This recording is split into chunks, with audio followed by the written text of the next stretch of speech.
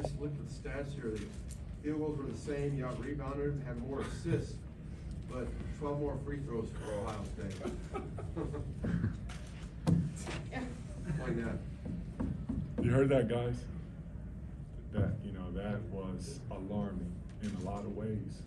And then, you know, when you look at it, you know, we had the most points in the paint. So 36 points in the paint. And we only shot 6 free throws, and Ohio State attempted 18. But we had the most points in the paint. And that was alarming to me. And I was like, wow, you know, we're attacking the basket. I see there's contact made. I think we earned the right to go to the free throw line. But unfortunately, I just wanted to make sure that our guys were still continuing to keep playing. But, you know, your competitor, you feel the contact and you want it to be called fairly.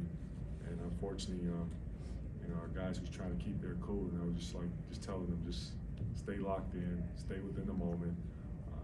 I'll, you know, ask the referee to call, ask for the reason why, and I don't want you guys to get frustrated. So I really commend our young men on just keeping a level head. Unfortunately, their coach didn't keep a level head because I got a little frustrated towards the end. So I apologize to them for that. Andrew? Juwan, I know you always say no excuses, but 3 games in 5 days, 5 and 8. Did you sense any fatigue from your guys late in the game? You have to have some type of fatigue, you know, when you have 3 and 5 nights. Unfortunately, you know, that's what the schedule was thrown at us, and we're not gonna make no excuse about it. We still had a chance to win the ball game, but give Ohio State credit. They did. They played well. They played with energy. They played with effort. They played with toughness. And I'm not saying we didn't, because I keep saying, like, we attacked the paint with force, and we got 36 points in the paint. That's impressive. Thank you, Juwan. Eli just said that you guys weren't making the shots that you needed to. Right. Did you feel like it was just a cold night, kind of like he said, or was Ohio State doing something defensively to force some of those misses? Well, we got some good looks. You know, we had shot 4 for 17 from 3, and there were some really good looks at the basket. I would say maybe 5 of them was forced, but other than that, you know, it just didn't go in for us. But we stayed with it, and we continue to keep grinding. But it's nice that our young men will be able to get some rest come tomorrow and get a little recovery in. You know, I'm gonna put the keys, and I don't have a lock, but some type of way I'm gonna try to lock the doors and make sure they do not come in and get any workouts in, not touching the basketball, because I think it's important for them to get away from it, not just physically but also mentally.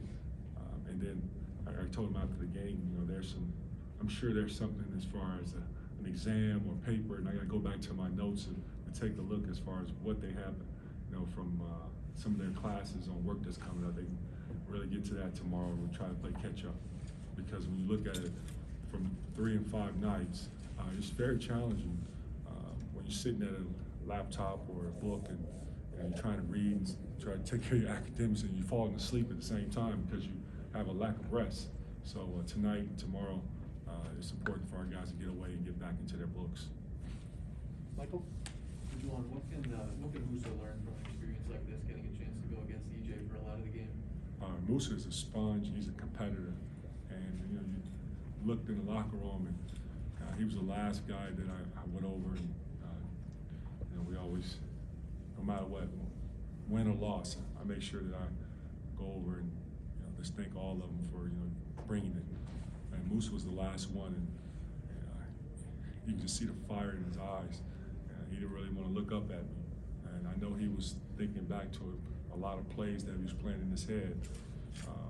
And I'm sure, you know, he's going to go back and look at film on his own. We're going to look at film together, individually, one-on-one, and he's going to have some questions, and we're going to have a lot of dialogue on what can we learn from a situation like this, and also, you know, give Liddell credit. I mean, his points wasn't just scoring on Musa now. Let's get that right.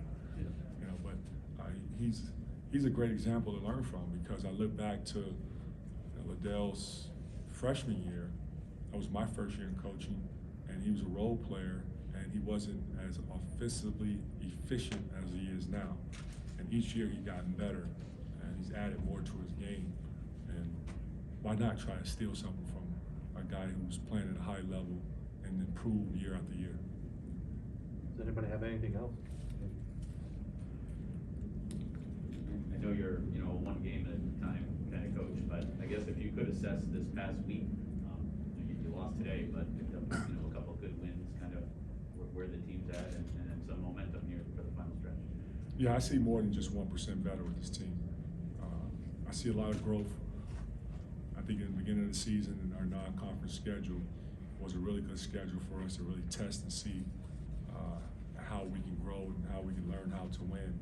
And these last 3 games, I've been seeing a lot of growth from our guys. And to be able to get a win in Penn State, tough environment, very tough, competitive team, and then also our game Thursday night at home, our crowd was in it. Just today, I just feel bad that we didn't get the win, because it was beautiful just to see the support that came out today to support the team, and then also that everyone band together to wear blue out. There was a lot of excitement in the building, and also to honor Hall of Famer and Rudy T, the man himself, Mr. Michigan, and also Mr. Houston Rocket. But we fell short, so it would have been nice if we could celebrate for Mr. Rudy T. James? Juwan, I guess could you just describe what it was like trying to navigate this week with quick turnarounds, late travel, late kids? It was tough. It really was. Not making excuses, but we got to call it what it is.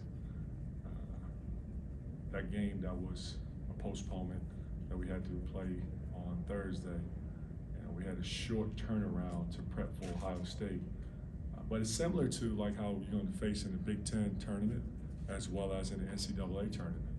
So, not making excuses, but it would have been nice to have a couple of day or day or two to have time to reset the button and spend a little bit more time into diving into Ohio State and how they play, and offensive end as well as what they do on the defensive end. But I commend our guys for coming in here with that sort of like workman-like attitude, bringing the lunch pail, hard hat, ready to compete, and not making any excuses for it. I also commend the staff for scrambling, putting together a good game prep, as well as our support staff. They didn't get much sleep either. Our managers, as well as our video coordinator, Juwan Simmons. I think he's probably working on an average of 3 to 4 hours of sleep. Because personally, he has a baby at home too that keeps him up. So it's been a lot on us. But tonight and tomorrow, it'll be good for everyone. Just like I said before, just to get away. But it was great preparation for us to really get prepared for what's going to happen in March. Thank you. Sorry you touched on Liddell, but you've seen some great things come through this league since you came on. Just in what ways does he really differentiate himself in your eyes? Yeah, Liddell is unique in a lot of ways. And what makes him so efficient is he really does a good job of getting to his spot. And he's also patient with it as well. Whether he's on the low block and he's getting back to that left shoulder, and everyone knows he's getting to the left shoulder, but it's still hard to stop because he gets so high up on his jump shot. And he also does a good job of creating space, whether it's crab dribbles with a shoulder bump to knock you off balance and then he raises up, or whether it's facing where he faces you jab shot, or it's pick and pop where he pick and pop shoot it, or pick and pop shot fake drive it. He's hard stopping, going left and then going right. He'll raise up and try to shoot over you. And our guys were, making every, shot that he took contested. And Musa did a really good job, especially in the first half of getting handball contests. And one of them he blocked, but then there were some times where he was called for a foul, and I got to go back and watch film.